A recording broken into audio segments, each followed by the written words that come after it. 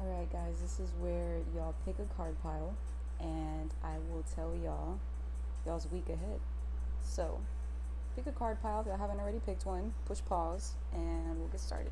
So, card pile number 1. We have Two of Cups. Let me move these out the way. We have Two of Cups, Wheel of Fortune, and we have the Queen of Wands. This is and y'all also have this card right here, the Void, as an oracle. So what this tells me is y'all feel like y'all have a potential soulmate or a deep connection that y'all may or may not want to approach or don't know how to approach. With the Wheel of Fortune, I see that it is in the cards. It's just a part of the cycle. It is time. And with the Queen of Wands, it tells me that you are very much aware of your darkness. You are very much aware of who you are, how you go about things, and you're scared you might push this person away, possibly. With the Void, it pushes us to be comfortable in the void. Because in all reality, oops, I dropped my card. In all reality, does anyone truly have the answer to the future? No. The future is consistently changing based on our choices we make in life. So I can tell you, hey, approach this situation and it's going to be good. But if you don't approach the situation, then it's not that it's not going to be good, but it's just not going to happen. Why? Because you made the choice to not take the chance. What I'm trying to say is the choice of the future is in your hands always, whether you want to do something, whether you don't. But this is a very beautiful combination. It is scary. It is very scary. Why? Because you don't know what's in the void. But take that leap of faith, because so what? Who cares? It's you. If you really think about this person, I can imagine you know that they are not going to respond in the ugliest way that you are probably overthinking about. And in terms of soulmate, it doesn't have to be a love connection. It could just be as simple like, this person feels like home. This person makes me feel seen.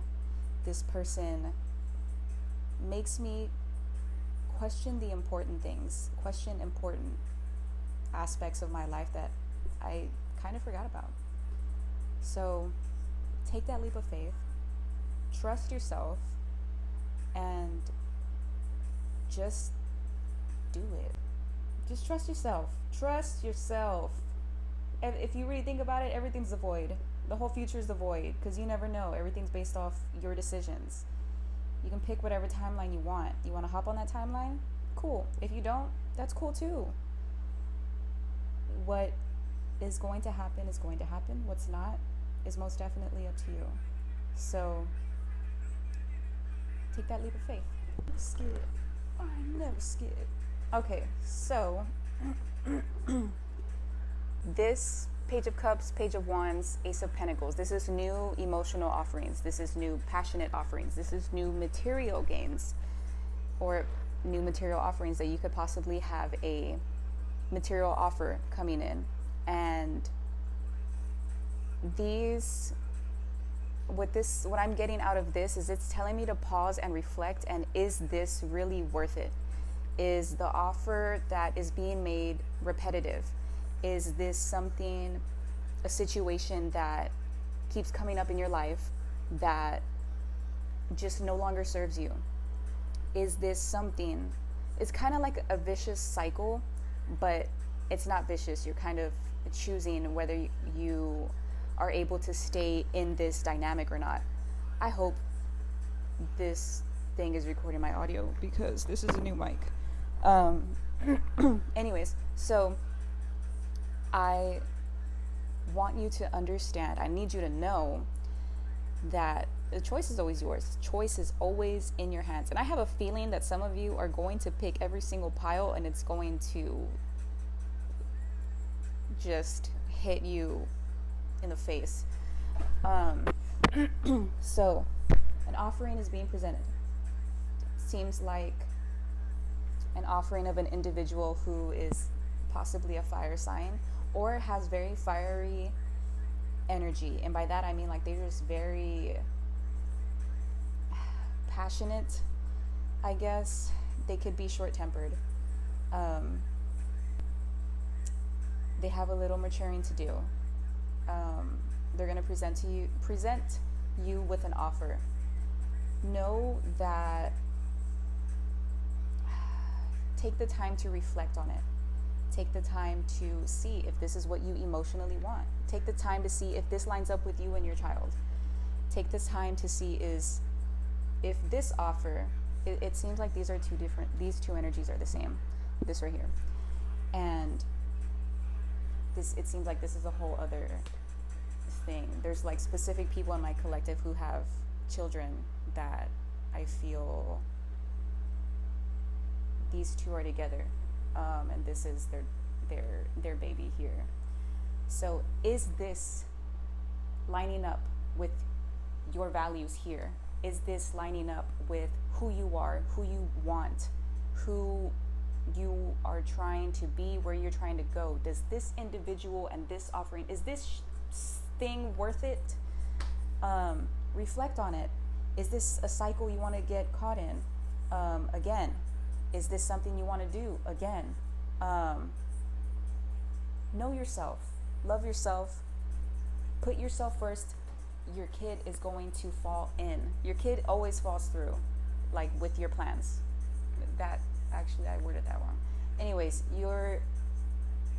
if you're good, your kid's good. You're in the right headspace. You can actively make great decisions for yourself and your child. And also, this can be used as an emotional new beginning. No, this is more of a collective that has a child.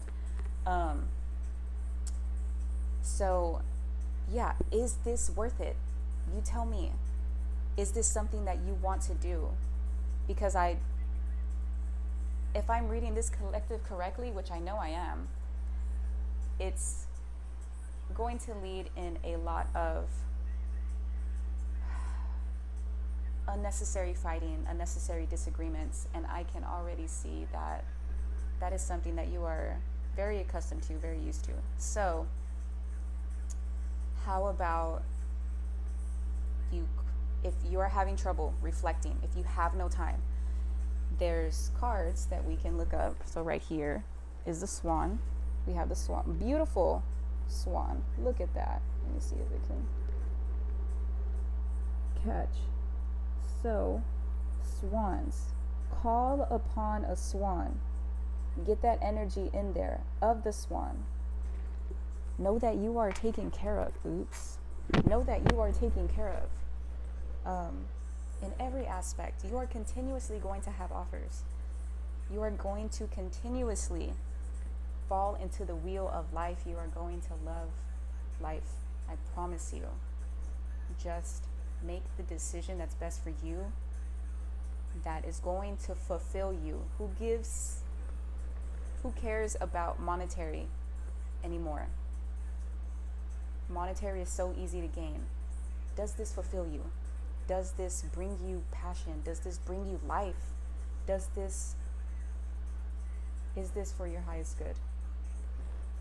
So, swans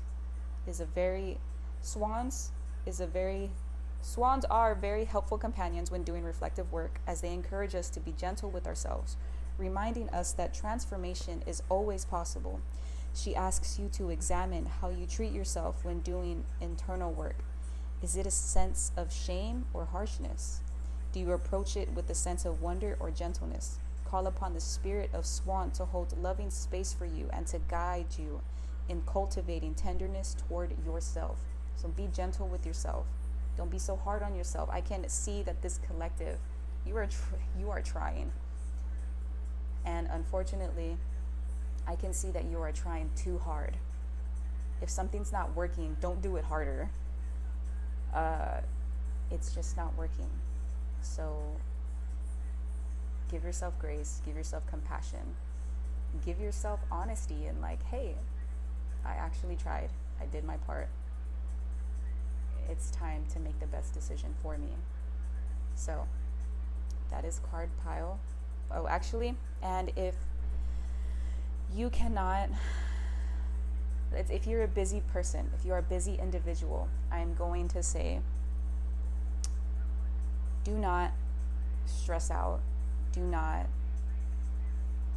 Don't stress out, and use stones to kind of help you navigate through your fast life.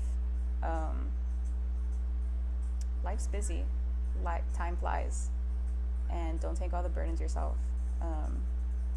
So for this specific collective, using magnesite as a stone will help you release the old when it comes to reflective practices. It is incredibly supportive in meeting the truth of ourselves while remaining a positive mindset. When we do internal work, it is easy to get overwhelmed or feel cloudy.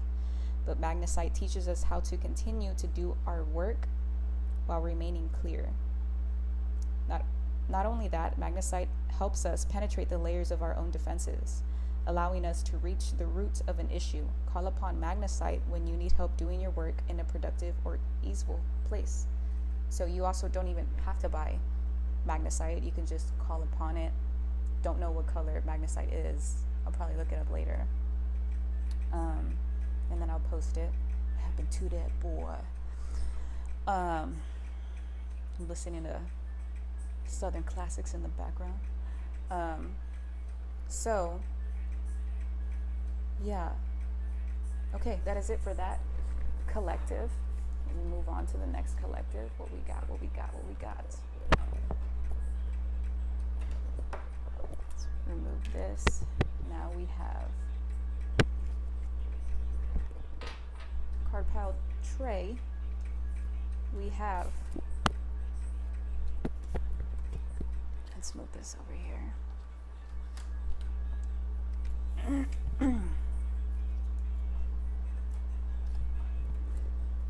Okay. For card pile green, I was gonna say 3, but I mean, yeah, 3. So this is cool. Let me get out this oracle. What happened to that boy? What? It told me that. What happened to that boy? 72. Okay. So, card pile green. I see y'all in really following. It's funny and it's not funny because y'all are, oh my God, y'all are so sweet. So I can see y'all following your intuition entirely. Y'all are connecting with yourself, connecting with earth, connecting with, let me see if I can fix this shade here. Connecting with earth, yourself, your hard work, doing the tedious details like a Virgo, really getting into the grind, the nitty gritty, in flow with your work. But what's going on here with the 8 of Swords? I know how hard it is to take up space or to not feel guilty for taking up space. So don't feel guilty for being you. Don't feel guilty for doing, legit, don't feel guilty for doing you, because nobody's gonna do the work for you, and you're putting in the work. Y'all are doing the work. There's no ifs, ands, or buts if y'all aren't putting work in. There's no ifs, ands, or buts if y'all aren't in alignment, in attunement with the universe. What is holding you back is your logic. So you are physically, emotionally, spiritually in alignment, right? But your logic is not lining up with any of this. So shift your mindset, shift your, once you shift your mindset, you're gonna get out of your head. How do you shift your mindset? Move. Go exercise, go work out, go lift something, go throw things safely, but go do things in the form of movement. What kind of movement do you need? Do you need to go, ask your body what it needs. Do you need to dance? Do you need to punch something? Do you need a punching bag? Do you need just to do what is it, those community kickboxing classes, or do you need to join a gym? And by gym, I guess I mean not like joining a gym and then doing solo workouts, but joining like an MMA class, kickboxing class, joining a gym that has those things.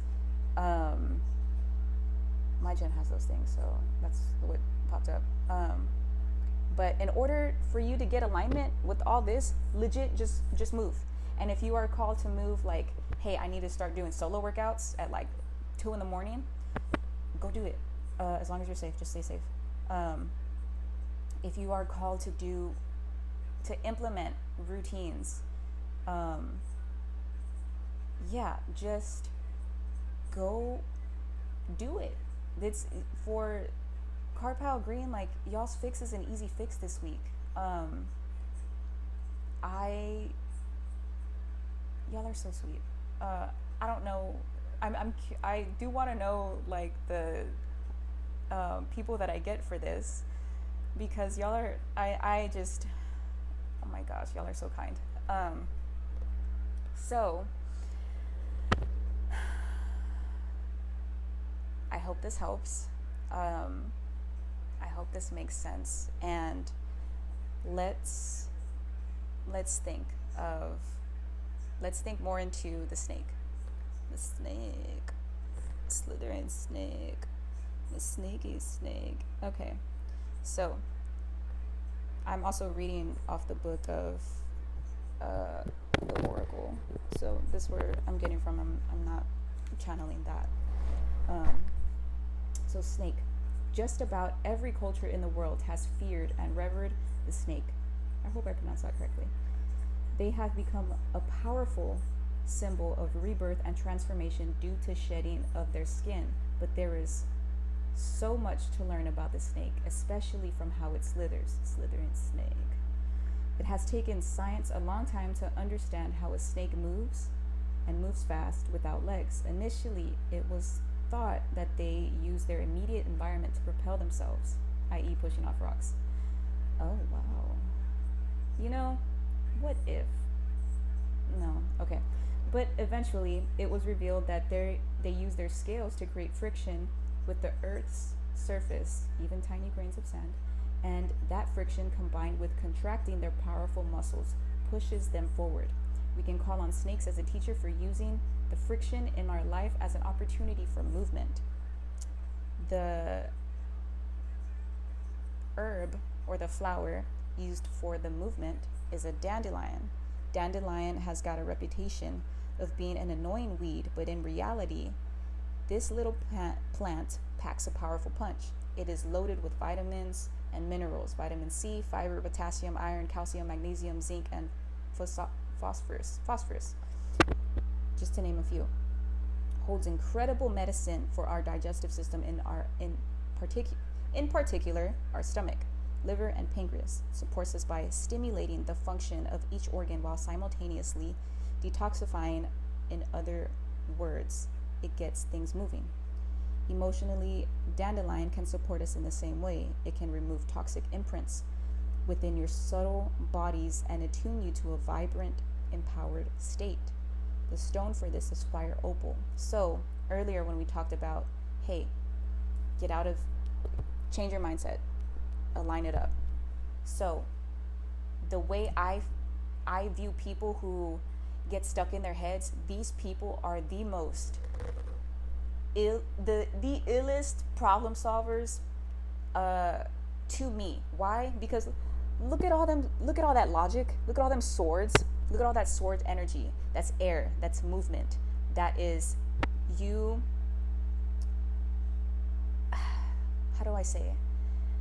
So if she's binded, right? She's binded and she's blinded.